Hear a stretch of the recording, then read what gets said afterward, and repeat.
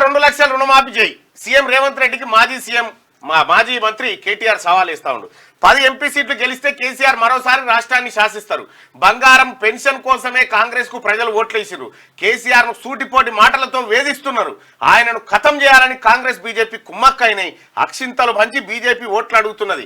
పెద్ద పెద్ద పదవులు అనుభవించిన లీడర్లు కష్టాల్లో పార్టీ నుంచి జారుకుంటున్నారు. అలంపూర్ వరంగల్ మీటింగ్ లో BRS working president KT Rama Rao ఏమంటుండు, సీఎం రేవంత్ రెడ్డి మొగాడైతే ఆగస్టు 15న మొగాడుగా అంతే మిమ్మల్ని కూర్చుండబెట్టి చెవులు వలగొట్టి ఫామ్ హౌస్ కు పరిమితం చేసి ప్రగతి భవన్లకి గుంజి బయటేసి ఇంకెన్నిసార్లు చూస్తారా ఆయన మొగతనం?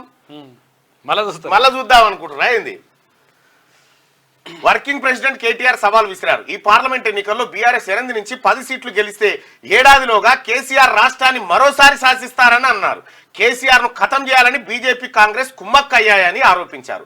మంగళవారం కేటీఆర్ గద్వాల జిల్లా అలంపూర్లో నిర్వహించిన బీఆర్ఎస్ కార్యకర్తల మీటింగ్ లో వరంగల్ బీఆర్ఎస్ ఎంపీ అభ్యర్థి మారపల్లి సుధీర్ కుమార్ తరఫున వరంగల్ తూర్పు వర్ధన్నపేట నియోజకవర్గాల పరిధిలో ఎన్నికల ప్రచారంలో పాల్గొని మాట్లాడారు. సీఎం రేవంత్ మొగాడైతే రాష్ట్రంలో 40,000 కోట్ల రుణమాఫీ చేయాలి, రూపాయలు 2,000 పెన్షన్ 4,000 చేయాలి, ప్రతి ఆడబిడ్డకు 2,500 ఇవ్వాలని కేటీఆర్ సవాల్ విసిరారు. అసెంబ్లీ ఎన్నికల్లో 14 సీట్లలో వెంట్రుక వాసిలో ఓటమి చెందామని అన్నారు. పార్లమెంట్ ఎన్నికల్లో బీఆర్ఎస్ 8 నుంచి 10 ఎంపీ స్థానాలు గెలిస్తే తెలంగాణ రాష్ట్రంలో రాజకీయంగా పెను మార్పులు వస్తాయని, పార్లమెంట్ ఎన్నికల తర్వాత ఏమైనా జరగొచ్చని చెప్పారు.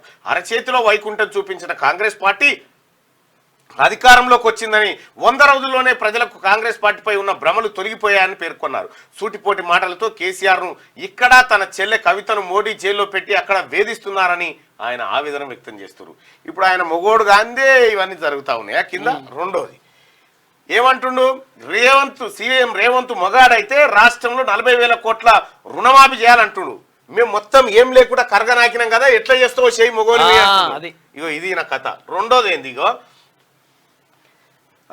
టీఆర్ఎస్ పార్టీ 8 నుంచి 10 సీట్లు గెలిస్తే ఏడాది లోపల కేసీఆర్ రాష్ట్రాన్ని మరోసారి సీఎం అవుతాడట.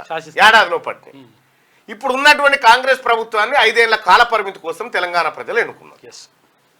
ఎట్లా సాధ్యమవుతుంది? వీళ్ళ దగ్గర ఉన్నాయి 35 ఈకేలు. ఇప్పుడు ఈ 35 ఈకేలలో పార్లమెంట్ ఎన్నికలు అయిపోయే వరకు ఎంతమంది ఉంటారో ఎంతమంది వీక్తారో ఏమని తెలియదు. ఇప్పుడు ఈయన దానికి ఇటు కాంగ్రెస్లకైనా అధికార పార్టీలకైనా విపక్షంలో దుంకేటోడు ఉన్నాడు. దుంకిన తర్వాత కూడా ఎవరు కావాలి? మళ్ళా భారతీయ జనతా పార్టీ నాయకులే కావాలి. ఈడ ఏం చెప్తారు, బీజేపీ కాంగ్రెస్ కుమ్మక్కైన కేటీ రామారావు అంటుడు. మీరు 8 నుంచి 10 సీట్లు ఇస్తే మేము బీజేపీ కుమ్మక్క అవుతామని మళ్ళీ చెప్తున్నట్టు. బీఆర్ఎస్ బీజేపీ కుమ్మక్క అయితే మీరు 8 సీట్లు ఇస్తే అని చెప్తున్నట్టు. ఇలా బాధ పెడుతున్నాడు సూటిపోటి మాటలతో. కేసీఆర్ ను ఇక్కడ బాధ పెడుతున్నాడు సూటిపోటి మాటలు.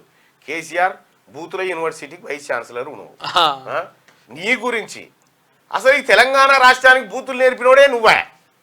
తెలంగాణ రాష్ట్రానికి ఎంత పచ్చి బూతులు అంటే, ఓనాడు టిఆర్ఎస్ భవన్లో కూర్చొని చెప్తున్నాడు, మేము లుచ్చా అంటామండి, గాడిద అంటామండి, లపంగా అంటామండి, మా భాష గట్లుంటదండి అని చెప్తుండే. అంది అని ఆఖరి చెప్పి ముందుగా లుచ్చా అనేది. ఇగో ఈ భాష కేంద్ర మంత్రిని కూడా రండాంటివి కేసీఆర్. సన్నాసులు, గాడిదలు, దద్దమ్మలు, బుట్టచోరుగాళ్ళు, ఇక నువ్వు చేసిన మాటలు, నువ్వు ఇచ్చిన తిట్లు ఒక నీ పెద్ద గ్రంథమే తయారవుతుంది నీది. ఆ నుంచి రావు దాకా ఎన్ని తిట్లున్నాయో అన్ని కొత్తవి కనిపెట్టి తిట్టినావు తెలంగాణ జనాన్ని.